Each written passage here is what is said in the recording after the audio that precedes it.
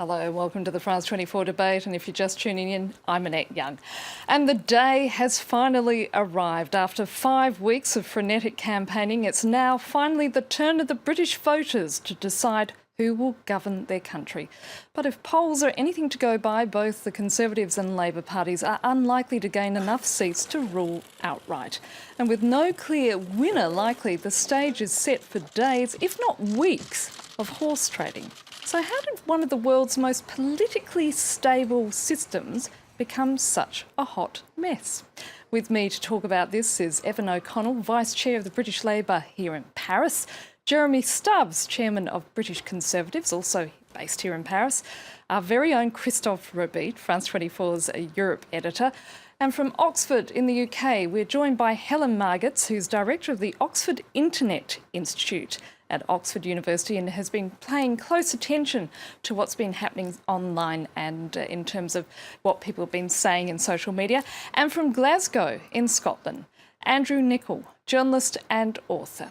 And a reminder to the viewer that you can tweet what you think using the hashtag F24debate. But first of all, let's cross to Luke Brown, who's at a polling station, I understand, at Tower Hamlet in East London. We know, Luke, that the electorate is clearly divided, but what have voters been telling you throughout the day?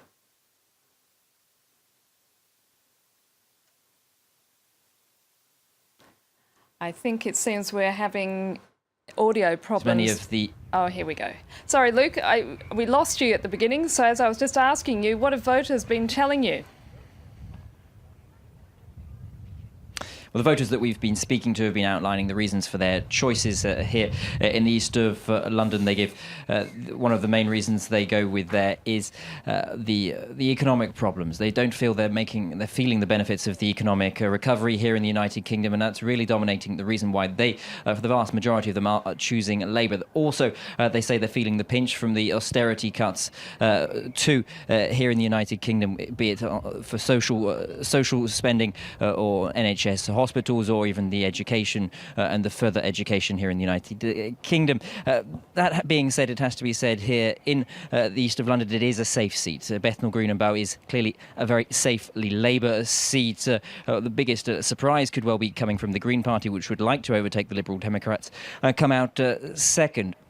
Really then, this kind of seat, urban and diverse, multicultural, if you will, really it encapsulates many seats around the country that you'll be finding in some cities such as Birmingham, Manchester, in the north. And it's really one of the problems for the Conservative Party that's currently in government is they haven't really succeeded in reaching voters in districts such as this, where the economic benefits, the growth that has recovered to the highest level since 2007, the unemployment which has fallen to 5.5%, much lower than before the economic crash, equivalent level at the very least.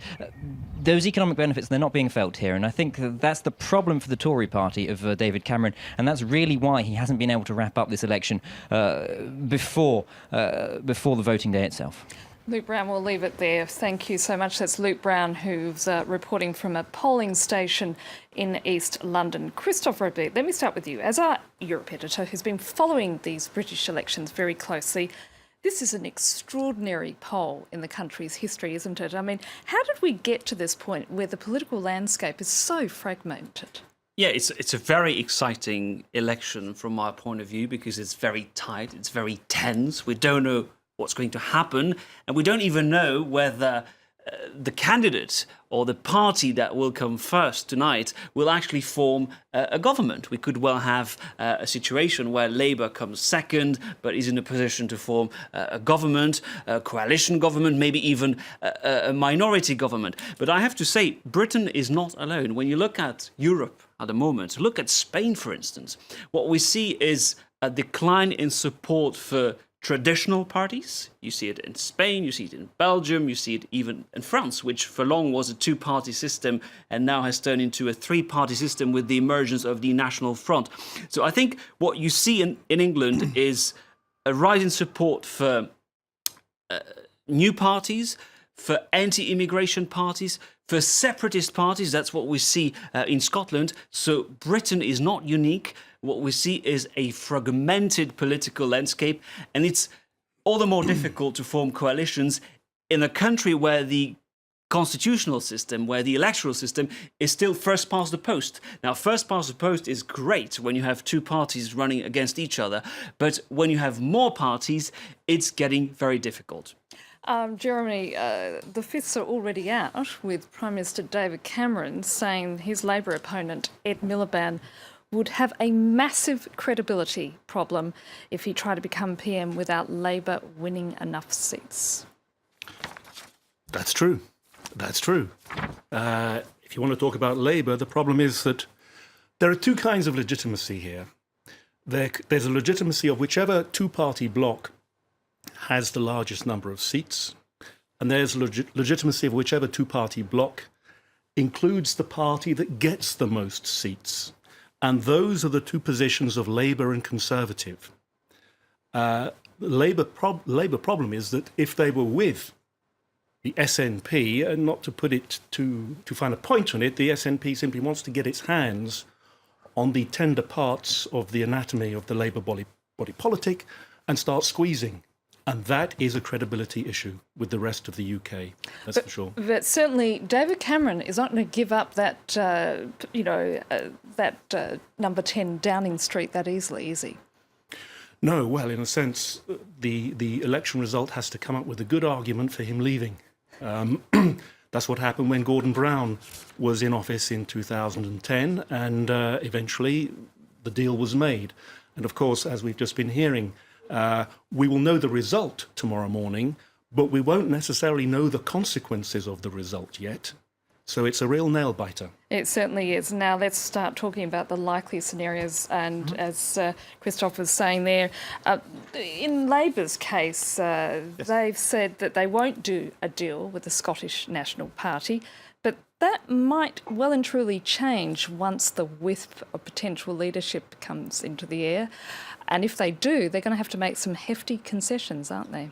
I don't quite agree with that, to be honest. What I would say is the Conservatives have the burden of showing that they still have a majority to stay in power. The Conservatives, as all of the projections in terms of seats show, will not have a majority on their own. They probably won't have a majority with the Lib Dems. They probably even won't have a majority with the Lib Dems, the UK Independence Party, and the Northern Irish DUP. What that means is that if David Cameron decides to stay in power and presents a Queen's speech, Labour will, as they have always done when Conservative governments have presented Queen's speeches, we will vote no to the Queen's speech. The SNP will vote no. If the Queen's speech is rejected, then what that means is that Ed Miliband gets a go at forming a government. And the SNP is perfectly in its rights to vote against the Labour government. I don't believe that they will. I believe that if Ed Miliband is named Prime Minister, if he forms a government, the SNP has far more to lose than we do from a Labour government collapsing. Andrew Nicol, let me bring you in from Glasgow. What do you say to that coming from a Sassenach? Well, it seems like a statement of blindingly obvious. The SNP has made it clear from the outset that they will do all they can to block the formation of a Tory government, a Conservative government, excuse me, and bring about the formation of a Labour government, which they will support. So it's not a secret. If I may, I'm quite curious about Mr. Nicol's paper, because as the viewers may or may not know, the Scottish Sun endorsed the SNP and the English Sun endorsed the Conservatives, which is quite an interesting position from the Murdoch paper. And I'd like to know a bit more of the reasoning behind that. Andrew? Well, again, it's not a secret. As our colleague there pointed out, the Scottish Sun endorsed the SNP and the UK Sun endorsed the Conservative Party.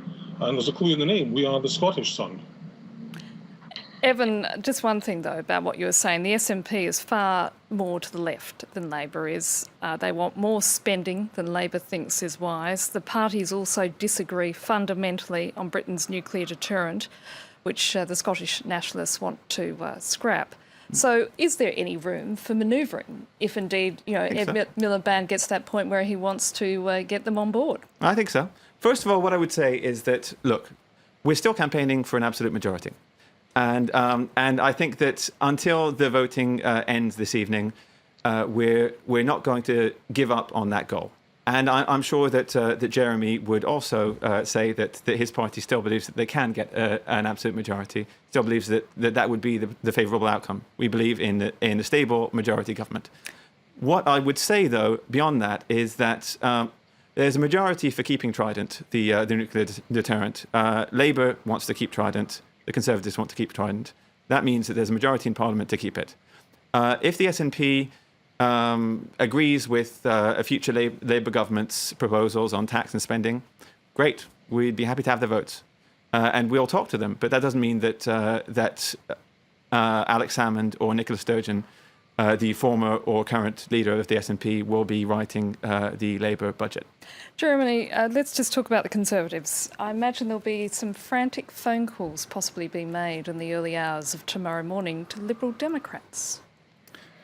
Well, it has to be said that the Conservatives were in a coalition with the Liberal Democrats for 5 years, and it worked. It lasted. Now that, we've been talking about the strangeness of coalitions in British politics, that is a minor miracle.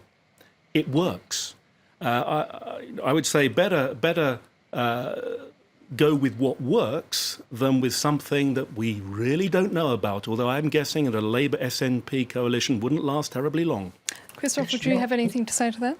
No, I think we have to be absolutely clear when we talk about a possible deal between Labour and the SNP. I think it's clear that Mr. Miliband does not want the SNP to enter a coalition. He doesn't want to have SNP ministers. No. What he might try to do is to have what the British call a rainbow coalition, or a confidence and supply arrangement, where basically there is some sort of tacit deal that the SNP will prop up Labour in terms of confidence, but in exchange they will ask for some rewards. We don't know what these rewards will be, but I think we have to be absolutely clear that the likely scenario of seeing the SNP in a government with SNP ministers in Westminster is pretty unlikely. What we're talking about is a minority government propped up by the SNP. And at this point, I think Andrew Nicol in Glasgow wants to say something. An SNP coalition is absolutely out of the question. Nicola Sturgeon, the leader of the SNP, has seen with very clear eyes what happens to minor parties who enter coalition with other parties. The Liberal Democrats are currently polling at 5% in Scotland. They are facing utter extinction, and she doesn't want to go down that route, and she's made that absolutely clear. What everybody seems to be ignoring in this discussion is that the thing which kept the last coalition alive was the Fixed Term Parliament Act. And that was brought about in order that the Liberal Democrats could be assured that once they got into bed with the Tories would not then immediately call another election. So we now have a fixed term Parliament. Voting against the Queen's speech no longer topples the government. Voting against a budget no longer topples the government. The only thing that can topple a government is if 2/3 of the House votes for a new election, or if a government loses a vote of confidence. And Ms Sturgeon will make sure that they don't lose a vote of confidence. And the only way then they can bring about another election is if Labour and the Conservatives conspire together to knock the whole apple cart over. And that worked very well. Andrew, at this point, I want to bring in Helen Margetts, because I think the forgotten element in all this is the voter, and the fact that we are in this position because there is so much distrust by the electorate. And I imagine you're seeing that online. Well, you're certainly seeing a lot of activity online. Some people have been arguing that this election has been so tightly controlled that everybody, and been going on for so long that everybody's bored with it. But I think if you look at social media, that's not the impression you get.